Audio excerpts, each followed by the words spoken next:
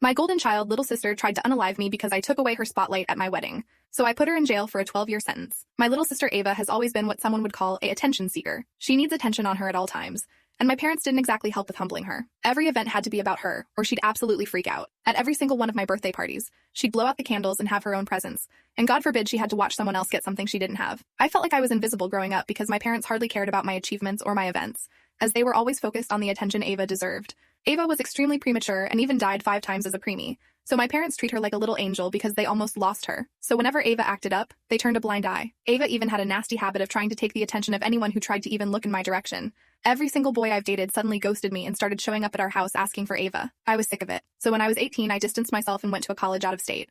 I found the love of my life, Kyle, there. Now 6 years later, we're getting married. His family became mine and I finally felt accepted somewhere. So when it was time to compile the guest list, I decided that it was time to see my family again, so that they'd see what they were missing out on. Kyle even insisted I invite Ava because he wanted to be the one to finally put her in his place. It was the perfect day. I walked down the aisle, saw Ava huffing in the 3rd row with my parents trying to calm her down, and met Kyle at the end. We both were in tears by the end of the ceremony, and when it was time for reception, I thought everything went exactly to plan.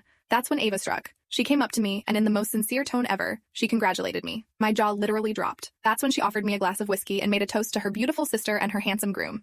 I was a little sussed out because she had never been this nice to me before, and that's when I went to drink the glass. It smelled a little weird, but I always get a little sick from alcohol, so I drank up. I started to feel a little woozy and felt my throat closing up. It should be known that I have a severe allergy to lemons. I looked at Ava and she held up a lemon in her hand. I started panicking and holding onto my throat, and Ava just walked away to Kyle.